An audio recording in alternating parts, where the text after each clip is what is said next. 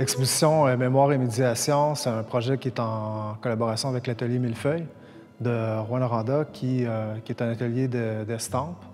L'idée, c'était de développer le commissariat sous une thématique qui permettrait d'élargir les arts imprimés à d'autres médias, d'autres médiums, comme c'est le cas aujourd'hui par rapport à la création numérique. Donc, l'exposition rassemble des œuvres de différents artistes de la région, mais aussi de Montréal. Il y a des artistes, il y a aussi des chercheurs universitaires qui ont collaboré au projet. Et l'exposition s'interroge d'abord sur les phénomènes de traduction de l'information qu'on retrouve notamment sur Internet en lien avec le big data ou d'autres types d'informations qui sont reliées aussi aux phénomènes qu'on pourrait rassemblés sous le thème de la mémoire, mais qui relie aussi ce rapport entre les hommes, les humains et la culture, le vivant. Donc, j'ai décidé de rassembler différents projets autour de ces thématiques. Donc, j'ai un double chapeau dans le cadre de l'exposition. Je présente aussi des œuvres comme artiste. Donc, on peut commencer par ce travail. Ce sont des sculptures qui sont réalisées à partir d'impressions numériques. Et ces projets questionnent le rapport à la migration. Donc, c'est des objets, en fait, qui sont en lien avec la mémoire, qui pourraient être des objets trouvés sur des lieux, notamment des chaussures ou, par exemple, des objets qui ont accumulé des masses pour être liés, justement, à l'idée de l'exil ou de la traversée, du voyage.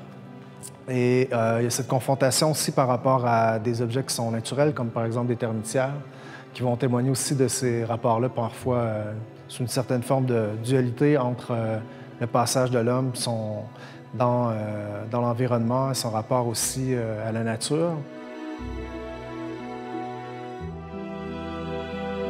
Il y a une autre pièce ici qui est plus en lien avec ce qu'on pourrait appeler l'idée du trauma, qui est aussi un des éléments fondamentaux autour duquel se développe le thème de la mémoire. Dans ce projet, c'était de prendre des objets du quotidien et de les mélanger aussi avec d'autres objets qui sont en lien avec plutôt la thématique militaire. Donc, on peut voir des grenades, on voit des objets du quotidien qui peuvent être soit des jouets d'enfants ou soit, par exemple, des formes plus organiques.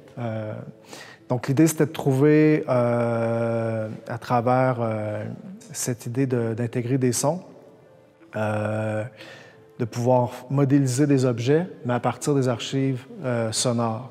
Donc, les archives sonores, je les ai prises surtout sur le web. Donc, c'était l'idée de prendre des événements en lien avec le trauma.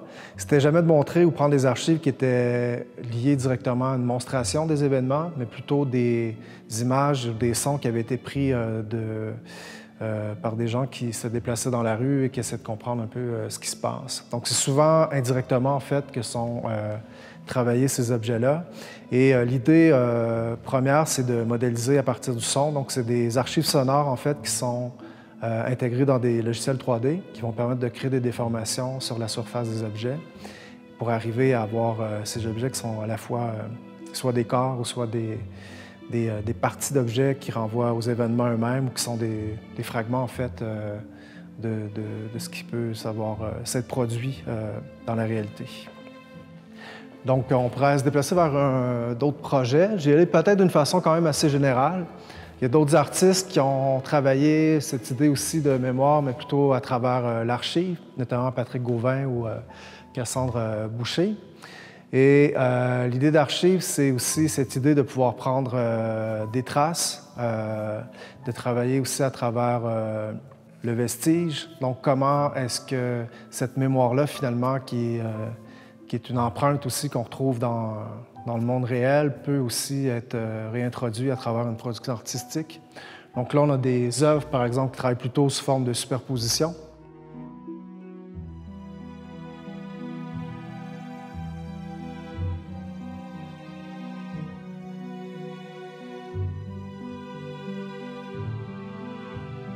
Donc, on est moins dans un processus de traduction de données, qu'on a pu le voir dans le travail précédent, mais plutôt dans cette idée d'accumulation de couches de mémoire qui vont nous renvoyer à la réalité d'un événement.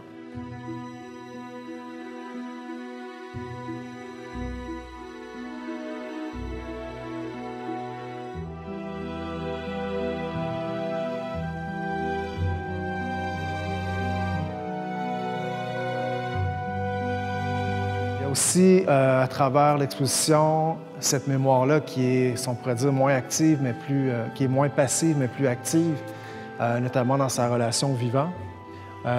Comme c'est le cas dans le travail de Patrick Gauvin ici, où on a travaillé, Patrick a travaillé à partir de bactéries qui ont servi à produire et dessiner sur des surfaces dans les éprouvettes des dessins.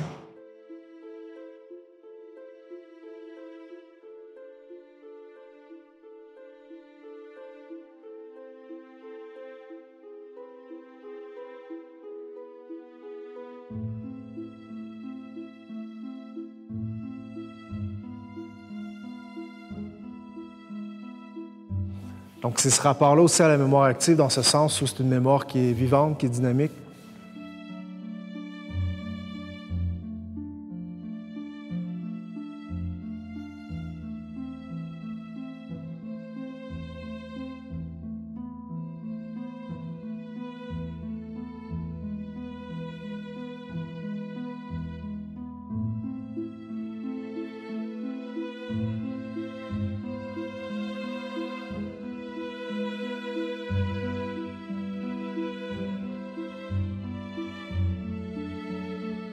Qui va témoigner aussi d'une forme de temporalité ou d'un passage du temps qui est moins celle du souvenir ou du passé, mais plutôt d'une forme d'évolution à travers les événements et la représentation, notamment à travers aussi l'œuvre de Violaine, La Fortune, qui reprend la séquence d'une courte vidéo qui, elle, intègre une programmation. Donc, dans cette vidéo, on voit les dessins finalement qui s'animent à travers les algorithmes.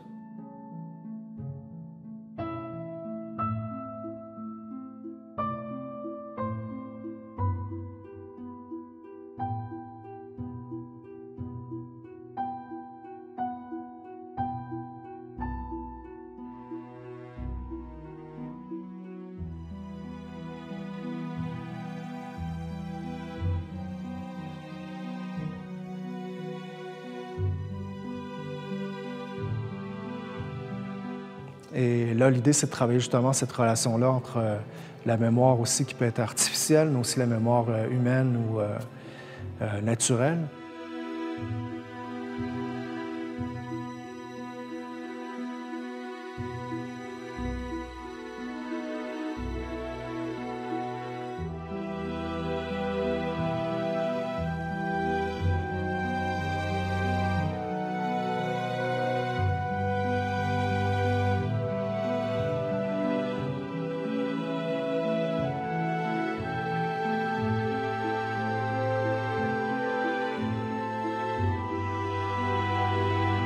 Je travaille aussi dans la même lignée de Yu Chen, qui s'est intéressé à l'aspect plus bio-inspiré ou biomimétique aussi du vivant. Donc là, c'est à travers une programmation qui crée des formes fractales qui vont servir aussi à développer une sorte de créature qui peut rappeler celle des organismes qu'on retrouve au fond des mers ou des organismes qui sont à la fois mi-animal ou mi-végétal. Et c'est un rapport aussi à la mémoire, mais c'est aussi à travers soit des pièces qui font appel plutôt au patrimoine historique, mais aussi au patrimoine naturel. Donc c'est ce rapport-là aussi à l'environnement qui est suggéré à travers ce type de représentation. On a ici une autre forme qui était en lien aussi avec les sculptures qu'on a vues précédemment.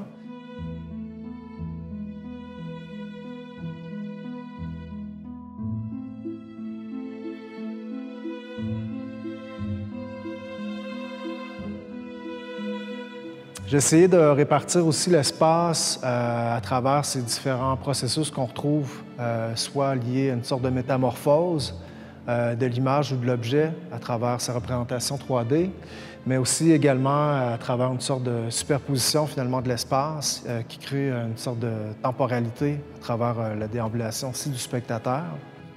Donc on pourrait terminer la présentation de l'expo avec trois œuvres ici dans lesquelles on fait davantage appel à cette mémoire-là aussi culturelle, comme dans l'œuvre, par exemple, d'Isabelle Roby, qui reprend l'idée des contes populaires, à travers lesquels on retrouve aussi une animation. C'est plutôt des fragments de mémoire, donc c'est une mémoire aussi qui est liée au rêve. Donc c'est à travers un objet que l'on vient suggérer ce rapport-là ou cette forme de réminiscence aussi de la mémoire qui peut être transposée à travers un objet.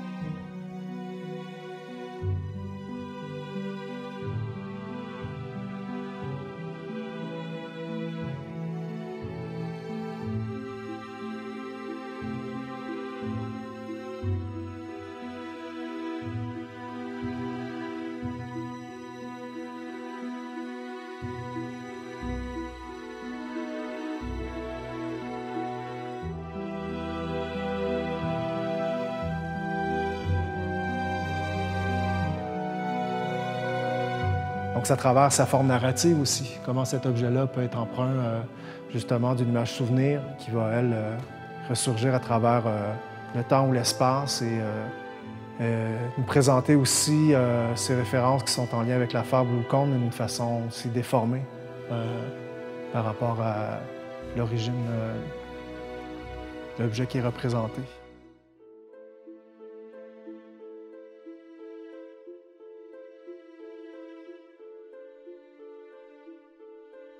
Il y a le travail de Jean-Ambroise aussi qui est lié à cette forme de fragment de l'espace qui est réalisé à partir d'un lieu qui est un ancien centre d'artistes qui est fermé à Montréal. Jean investit le basement de cet établissement pour prendre des scans 3D des lieux qui ensuite ont été réintégrés à travers des montages photographiques.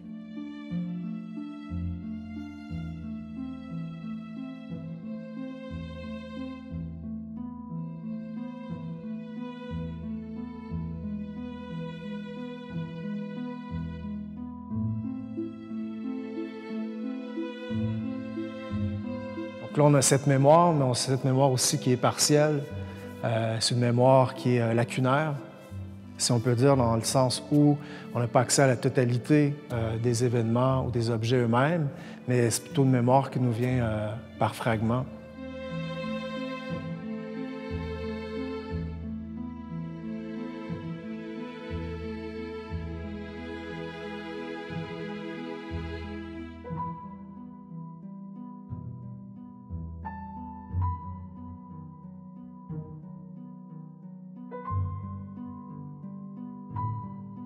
Et il y a toute cette dimension aussi assez organique dans le travail de Jean-Ambroise qui est liée aussi aux autres projets, comment cette mémoire humaine aussi, finalement, est peut-être différente de celle des ordinateurs, ou ce qui est humain aussi, c'est justement cette perte ou cette mémoire, finalement, qui s'effrite à travers le temps et l'espace, qui est représentée à travers ces objets qui sont une sorte de partie qui appartiendrait finalement à une structure ou une mémoire plus globale.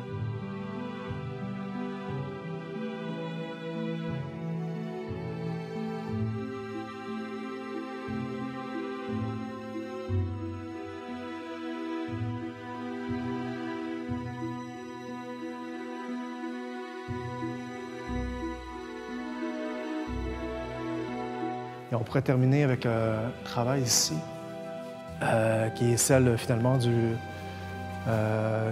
l'icône religieuse qui est plutôt réintégrée à travers un langage numérique. Donc là, c'est plutôt ce rapport-là aussi à la nature, mais aussi à notre culture plus populaire, au patrimoine québécois ou canadien qui est figuré à l'intérieur de ce travail, qui est aussi lié à partir d'images qu'on peut retrouver de l'artiste en ligne.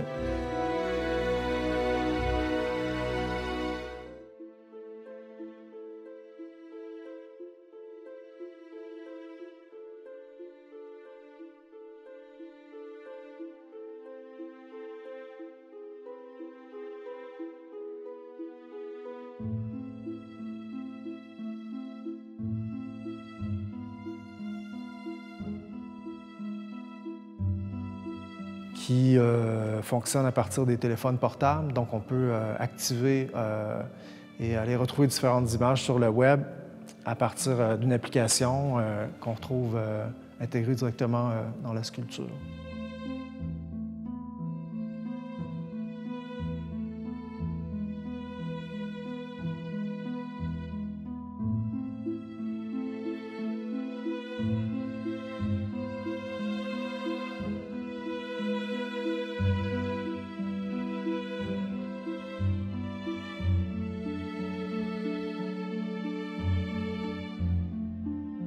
Donc l'idée, c'est de regrouper des œuvres, de faire en sorte que l'atelier Millefeuille puisse développer des propositions ou intégrer des propositions dans lesquelles on viendrait décloisonner l'art numérique dans sa forme plus traditionnelle d'estampe et à travers lesquelles on va explorer différentes formes de mémoire, à la fois informatique et humaine ou organique, et à travers lesquelles aussi on va pouvoir décloisonner justement les médias et les médias.